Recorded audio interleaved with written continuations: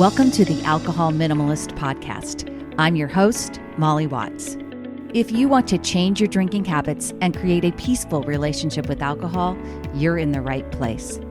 This podcast explores the strategies I use to overcome a lifetime of family alcohol abuse, more than 30 years of anxiety and worry about my own drinking, and what felt like an unbreakable daily drinking habit. Becoming an alcohol minimalist means removing excess alcohol from your life so it doesn't remove you from life. It means being able to take alcohol or leave it without feeling deprived. It means to live peacefully, being able to enjoy a glass of wine without feeling guilty and without needing to finish the bottle.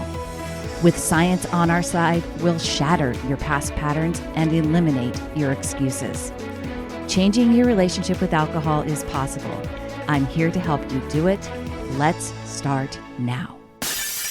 Well, hello and welcome or welcome back to the Alcohol Minimalist Podcast.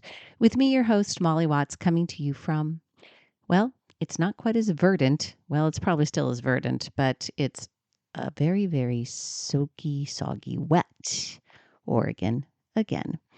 Lots of rain the end of this week. Lots of rain and kind of cold too. So spring-ish, not so much, even though we've got the daylight savings time happening now. So it's a little lighter at night, which makes it nice, but definitely wet. Today on the podcast, I am excited to share with you a conversation that I had recently with Becca Jacobson. And this is one of those stories of transformation that is pretty amazing, pretty radical. And I think it lends itself to, no matter what you're doing, to remind yourself that it's never too late. And whatever you've had to go through in your life, you can overcome. And I really enjoyed this conversation.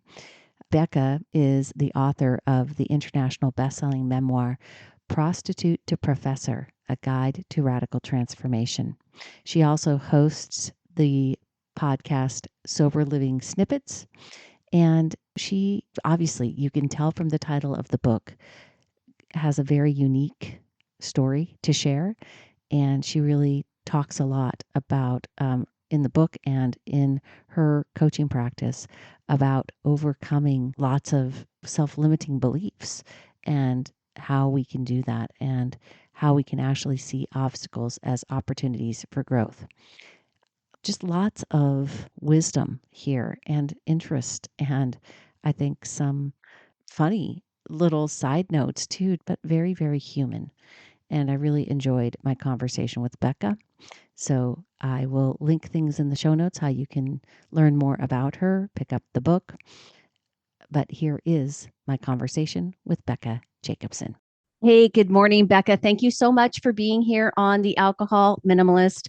This is going to be a fun conversation. Well, I think it's fun. Maybe rehashing the past won't be fun for you, but I think that there's so much inspiration in your story. I'm excited to have you here and share it with my audience. So welcome. Thank you, Molly. I'm thrilled to be here. Thanks for having me. So let's dive in. You have written a book all about your journey, which even from the get-go, you kind of waited quite a while to share this story. Was there fear around sharing the story, shame about the story? Talk to me a little bit about that. And then, kind of the roots of where that story started. Well, yeah, that you nailed it. Shame and lots of fear. So, my story really briefly is I was a prostitute from 18 to 32 and then went to college, went to grad school and became a college professor. So that first, 13 years of my adulthood, I kept hidden. And obviously, or not obviously, but to me, in my mind, it had to be kept hidden, that I couldn't obviously share that with colleagues or anyone anyway, it was deeply rooted in shame and fear and caused my life to be incredibly difficult, way more difficult than it had to be. I believe in sharing our stories in a safe way. Yeah, sure. Many people can relate to, that's a pretty big share, right? Yeah, I yeah, mean, yeah. that's a pretty big share. So understanding why you would be fearful about that. For an academic, for somebody that as a college professor, there is this kind of, I don't know, this level of authority or distinguished kind of like expertise, which I can see would have some sort of, you'd really want to set a boundary between like, that was then, this is now, this is who I, that's who I was, this is who I am, and never the two shall meet. But Yeah. that kind of dissonance is going to really cause problems, or it could. It sounds like maybe it did in terms of just your mental health. Yes. So keeping the story hidden was incredibly painful. I was also dealing with massive addiction right through, not obviously, but through my 20s, but then it followed me into college, into grad school, and into my professional career. Oh, I okay.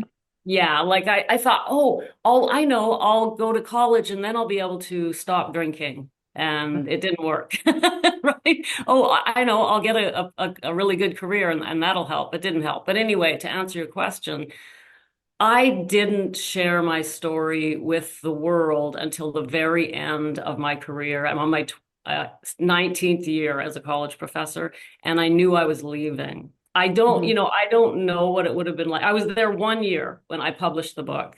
So, and my colleagues saw the book, the dean saw the book, right, it was out there. But then very quickly, within less than 1 calendar year, I took early retirement and left. I didn't leave because of that. I wasn't forced out. There was no conversations, but I didn't stick around long enough to find out. So I guess there was, and I hadn't really thought of it. It's funny, I just mentioning it now with you. Maybe that's why I took early retirement. I don't know, to not Right. have to live with it you know, because no one, I could have, Yeah. but also I wanted to do this full time. I'm a podcaster now. I help mature women. I'm a coach. I help mature women with their own struggles with addiction, and I wanted to do this full time. I may have not done it quite as soon, but there it is. Yeah. Gotcha. Well, tell me just a little bit because yeah, you just shared that you did in fact end up leaving and taking early retirement, but what was the reception? Was the reception when you wrote the book? Were you surprised? Were you disheartened? Were you encouraged? What, in terms of your colleagues' reception to this news or this idea, how did that go? In retrospect, it's only been a year. I've been retired for 1 year. In retrospect, I actually feel quite sorry for them. They're very, very kind people. They've known me all of those years, 2 decades, Right. as a colleague and in some cases a friend. I didn't make any close friends as a colleague because I had all these secrets. I mean, that's one of the things keeping secrets does. We're never really truly able to connect. But um, at the time, I was a little bit nervous and I remember thinking, Molly, the answer is they didn't know what to do. They were Yeah. so, yeah, they're like, oh, that you published and it went best. Do I say congratulations or what the hell, right? Like what the hell? Because they're seeing the title of the book, Right. so it was so hard for them. They were so uncomfortable and nobody knew what to say. It was, Yeah. yeah, I mean, because that's a pretty, like you said, I mean, it's a pretty big share and it's a pretty massive transformation. yeah. So let's take us back in time somewhat. I just want to know, was there some sort of pivotal moment or some sort of aha moment where you said, like, I gotta change my life? Like, this isn't the life I want for the rest of my life. And I'm going to go to school. I'm going to get a degree. I don't know if you thought I'm going to go be a English professor, but was there that moment or did it just tell me a little bit about that? Nobody in my family's educated. And my mom was a prostitute. I actually worked for her. She had an escort service, and there was a lot of addiction. And so I was raised up in that world, and the whole time, right through my 20s, I don't know why, but I always had this nagging thought, I want a bachelor's degree. I want a bachelor's degree. And once or twice, usually when I was over drinking, I would mention it and people would laugh.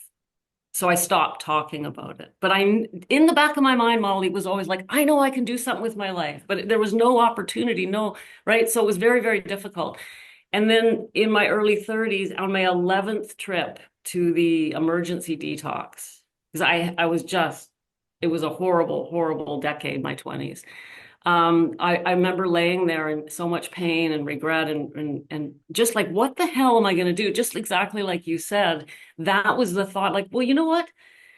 Why don't you just try it? Why don't you just see what happens? Go over to the university, start taking some courses, see what happens. And I did. It was really, really hard because I wasn't able to quit drinking. So I was fighting with addiction, going to college. I didn't know if I was going to make it through college. Forget about grad school. In about my third year, I started thinking, and I had some professors encourage me, oh, you definitely should be applying to grad school, that kind of thing. So then I started, so it grew out of that. But there was no moment, I guess. Well, I guess if there was a moment, it was in my 11th trip to the detox after coming out of the emerge because I'd overdrank again with some pills mixed in there and who knows what else. It was just a mess.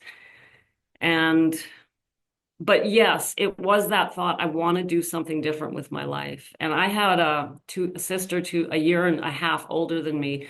And I remember her saying, you're crazy. Why are you going to college? Like, okay, if you're going to quit this work, why don't you just go work at the pub or the corner store or something, which is what people in my world did.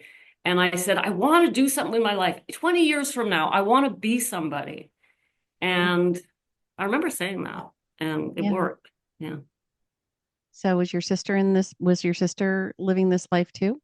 Yes, my sister was. And the end of that conversation was sad. She thought it was hilarious. She never got out of addiction. She died in 2018. She overdosed on fentanyl. And at the time, she was ended up homeless and living on the streets of Vancouver. And it was difficult because she saw my transformation. And yeah, it was so hard. My mom also died an addict. My grandmother died of alcoholism. So, wow. Wow. Well, I appreciate you sharing that. And I appreciate the gravity of all of that and being able to share that in your book as well. I think the upside is that here you are today, and you absolutely have gone on to make something of your own life. And so let's talk about that. You go to grad school, you become a professor. You've just shared that you spent almost 20 years in as a college professor. And you also have spent how many years in active recovery? 7. Okay. 7. Yeah. Wow. So actually, no, I guess it's 6. I had my last drink sometime in the fall of 2019. I don't know the date. So you spend a lot of time even in your professional life still Oh, drinking. exactly. Yes. Okay. Yeah, Okay. it was that's another reason I was disconnected from colleagues because of my drinking. I was Okay. drinking, I was Sure. binge drinking. I knew my drinking was always out of control, and I couldn't. It was awful living with this so-called functioning alcoholism, Mm-hmm. that Okay. double life, right? So what changed with respect to that? Let's talk about with regards to specifically to your your alcohol use. In the fall of 2018, I did my usual routine. It was a long weekend, Thanksgiving. I left the campus on Thursday because Friday I wasn't teaching. So I had Friday and Monday off, left campus, drove to the liquor store, started drinking, and went into a blackout and stayed in a blackout for 8 days, Oh my goodness. which I didn't even know was possible. I Mhm. literally lost all 8 days of my life were gone when I came out of that blackout and asked my husband, I'm starting to vibrate talking about it. I couldn't believe it. I had drank in a blackout through an entire week of teaching because, of course, the weekend ended. My students went to class on Tuesday because Monday was Thanksgiving, and I wasn't there. So they went to the dean and said, she didn't show up. And then Tuesday, the same. And they started phoning and emailing, and I was just out. I didn't answer anything. I didn't look at email. And so when I came out of those 8 days, I was shaking. I'd barely eaten anything in a week, and I was so sick, and no personal hygiene. I stunk. I had dirt on. I was grubby. My hair was matted. I was so sick, Molly, so sick. And I just surrendered in that moment, and I phoned the chair of my department, And she's like, oh my God, Rebecca, what happened? We didn't know if you were dead or alive. And I said, help. I need help. It's alcohol. That's all I said. And she, who had been a friend all those years, actually burst into tears, which I thought I was going to be fired on the spot. And she said, thank God, now we can help you. Yeah. I was so shocked. I'm like, what? I thought you were going to tell me never come back, come and pick up your personal belongings and don't ever darken our doors again. And she said, thank God, now we can help you. I went on immediate sick leave, went to a residential treatment center after detox again. And then I was on sick leave for 4 months. And that was the beginning of my sobriety. That was in 18. I actually drank again. I still struggled for another year, but it wasn't anyway. Finally, about a year later, in the fall of 2019, I took my last drink. We have to hit bottom. It's ridiculous. Why did I have to wait for an 8-day blackout? Yeah. Right.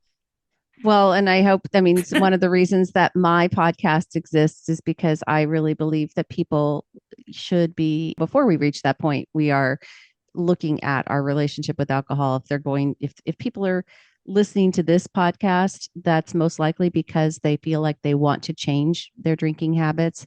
They want to cut back, they want to decrease, they want to cut it out completely. And I talk all the time about having a peaceful relationship with alcohol. And I say that because my experience has been that I never did hit a rock bottom like that.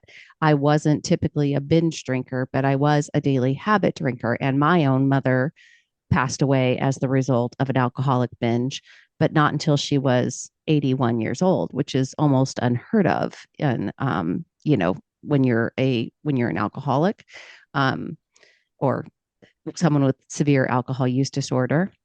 For me, the path to my peaceful relationship with alcohol meant cutting out a very ingrained daily drinking habit that was clinically binge drinking, that was clinically over drinking, was far beyond any limits.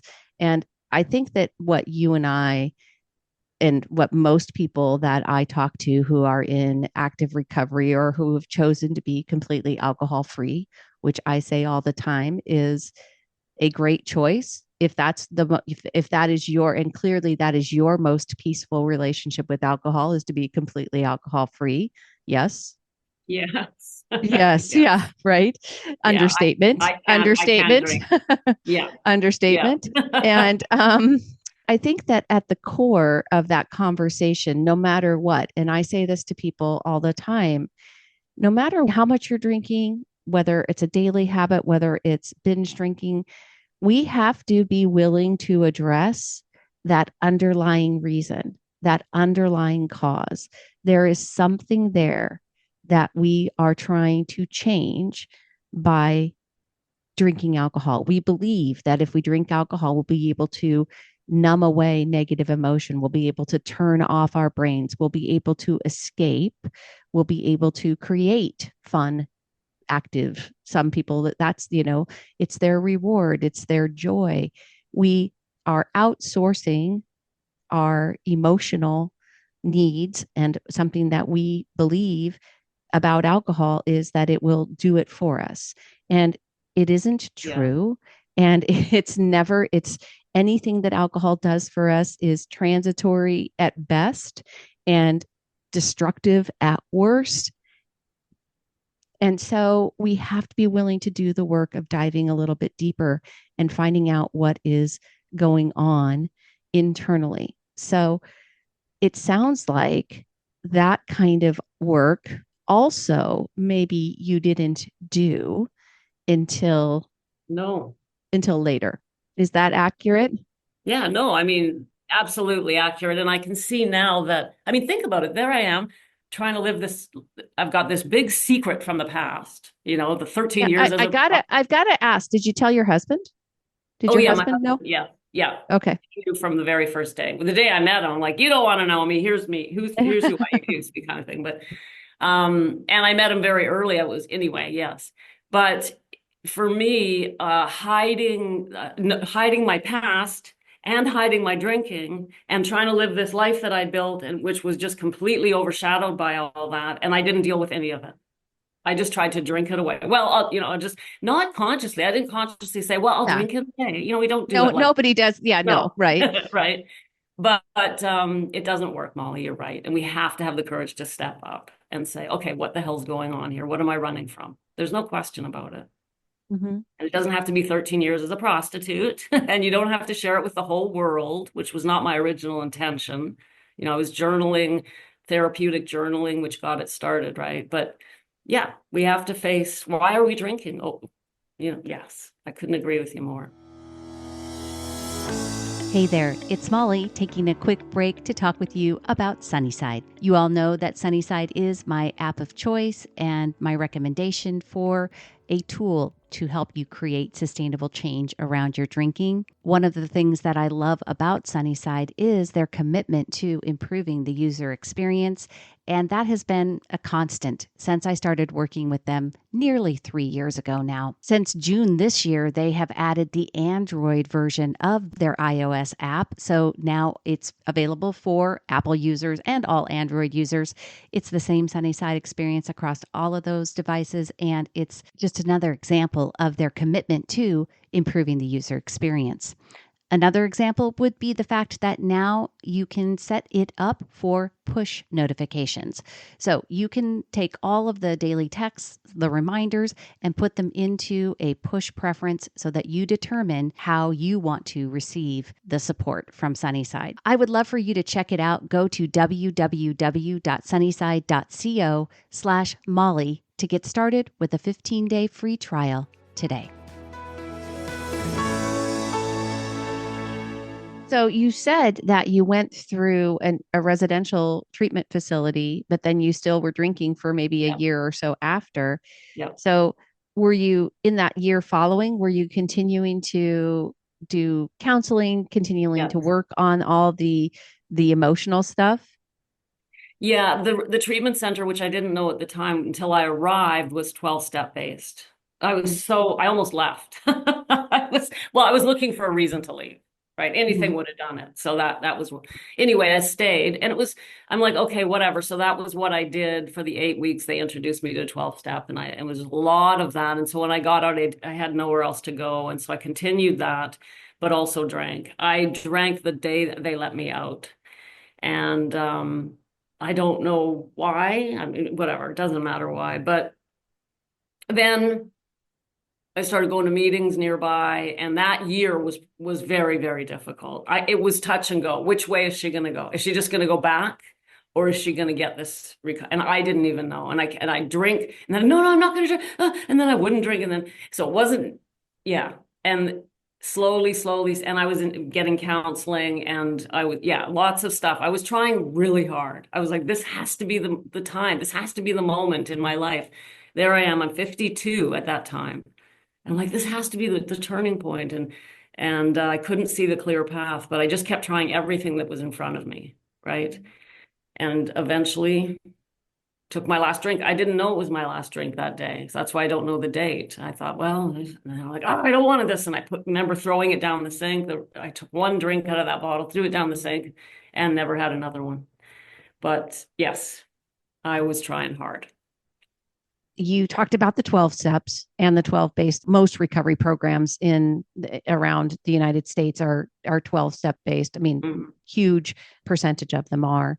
Was it ultimately the 12 steps that helped you to, do you think, maintain sobriety, or were you exploring different avenues of recovery? Tell me about that. Yeah, I was. I tried to do what they told me to do in the 12 step. It was hard. I didn't like going to the meetings. I didn't like the path, but it was there. The people were very nice. I ended up meeting a couple of women there who befriended me, and we spent a lot of time outside of meetings together. They shared their story from there, and I had a counselor at the same time.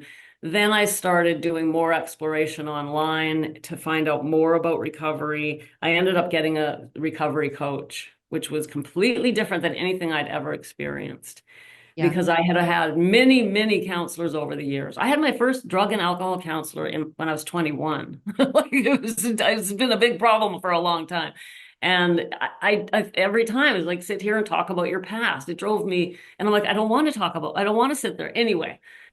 So the combination, I guess, of being exposed to the 12 steps and the people, especially the people were what was so powerful for me. And then the women, two women that I ended up still friends with, and then getting a coach, and I stayed with my counselor for a while. So all of that sort of combined, it fizzled and eventually set me free. So that's interesting. I'm glad you brought that up because obviously I'm not a sobriety coach, but I am a coach. And one of the things that I try to share or impart with my clients is kind of let them understand the difference between coaching and counseling. And just kind of what you talked about right there. So often with counseling, we are going back and we're diving into the past to try to understand where we are. And with coaching, it's more like, okay, we're here and we're focused on the future and how we want to get there and what are we willing to do and how are we going to change our current state to get to where we want to go. So you decided then after doing this work that you wanted to become a coach and help other women as well. So talk to me about that decision and about how that has helped you in terms of not only, like I said, with your own journey, but what have you learned in terms of other people's self-limiting beliefs, the ways that they stay stuck, and how do you see that in terms of how you can help people to change their lives? Molly, if we only knew what we could do. Right? I agree. And I thought I had somehow, despite all the drinking, I had found my dream career and when I finally came out of the darkness or whatever, after about a year and a half, so in mid 2020, 2021-ish, it was like I suddenly started waking up. And one of the realizations I had was, I don't want to do this when I grow up, meaning be a college professor. I was shocked to discover that this is not what I want to do with my life. Here I am, 53 at the net. I'm like, I need a new career. And my husband's like, there she goes again. Here we go. Right? It's like, and that started it. And one of the things that motivated me was the difficulty I had as a mature professional woman, because that's who I work with. Mature professional women. I'm 52. I'm a college professor. I'm hiding my drinking. I'm not alone. You are not alone, right? And so that is who I work with, women who don't realize they're not alone. And I couldn't find a path that was, it might have been there, but I couldn't find it, a path that was for me, for someone like me. And so I thought, and I'm good at it. I'm a good teacher. I'm a good mentor. I'm good, right? So yeah, I thought, I'm going to do this. And I started training and working and learning. And it's been a very amazing adventure. More fun than college was. Way more fun. Like I said, an inspiring story and something that I think is so important to hear for so many people. I am a big advocate that you're never too old. It's never too late. You can change your life. And we have to be willing to understand that our past does not equal our future. We have to be willing to separate and say, like, thinking something's possible when all I have done in my life is evidence that it's not in my mind is a challenge for people. At least that's what I find with people when I'm talking to them. What would you say to that? How do you help people overcome stories of the past? And when they haven't really had much success as a more mature woman, like, how do we help them write new stories? I love that question. That's what my podcast is for, to remind people that what's possible. But so partly it's that. It's a leap. In some ways, I think it's a leap of faith because you don't feel it in that moment. You're not feeling great, right? You've got all this evidence in front of you of failure, all this evidence of, right? And if you've been drinking and your relationship with alcohol is not as it should be, you're probably not feeling so great. And so someone comes along and says, you can change your life. And you're like, oh, give me a break, right? I'm tired, like, get out of my face kind of thing. So we have to have, I think it does involve a leap of faith. And the reason I describe my change as like waking up, because in early sobriety in 18 to 19 was awful. And then when I did take that last drink, the first year and a half was still kind of awful, right? And it was after about the first 18 months that I woke up and I thought, what is this feeling I have? I don't recognize, I'd never felt it in my life. And it was peace. It was like happiness. It was like contentment. There was nothing, I wasn't hiding. I wasn't running. I wasn't afraid. It was amazing. I'd never felt that. And that was when I realized I could do anything, and anyone can do that.